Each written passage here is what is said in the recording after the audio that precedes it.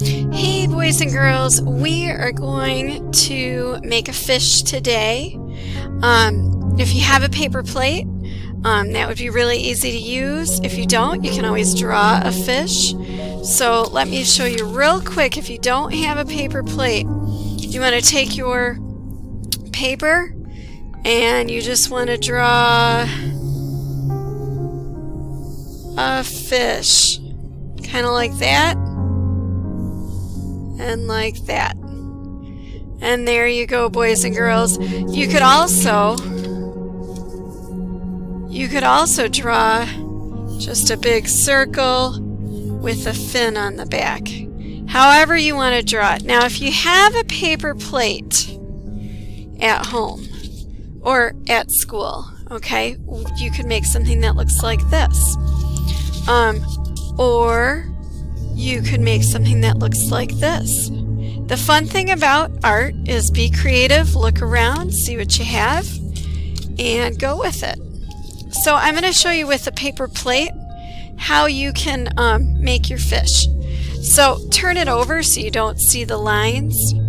And for the mouth of the fish, okay, you want to just draw a triangle.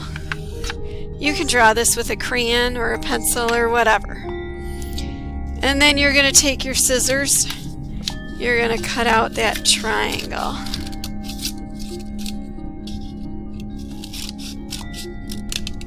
Alright, now I'm going to take my plate, I'm going to flip it over this way so that you don't see my pencil lines or my crayon lines. Then you're going to take the mouth that you cut out and you're going to glue it over here after you color it. I'd color it first and then I'd glue it. So I tell you what, you can use any color that you want and you can go ahead and color it. I am going to abracadabra it up, so give me just a second. Alrighty. So there we go, there's some color, and I added some color to the fish tail. So I'm going to take my fish tail and my glue stick and I'm going to dab a little bit of glue on my tail, and then I'm just going to kind of glue my tail on the end here. Oops. Doesn't have to be perfect, just when it sticks you're good. Okay, kind of let it dry there for a bit. Alright, now that I have my tail and my fish, if I want to draw a little, or to cut a little triangle in my tail and add a little fin to my fish, I can. Or if I happen to have construction paper, I can always color this area to make the scales. But if I happen to have some construction paper, here's a couple colors. I can put my colors together and I can just cut them into little strips.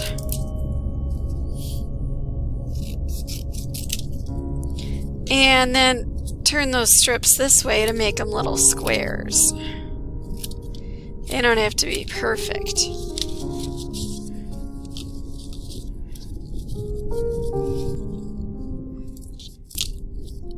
I might not use all of these squares,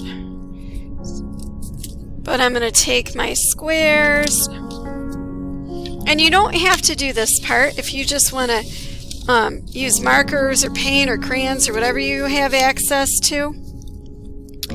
But if you want to do this part, then I would take my glue stick and I would just glue my scales in fun little random patches around here. Try to mix up the color as much as I can. Maybe overlap them in places.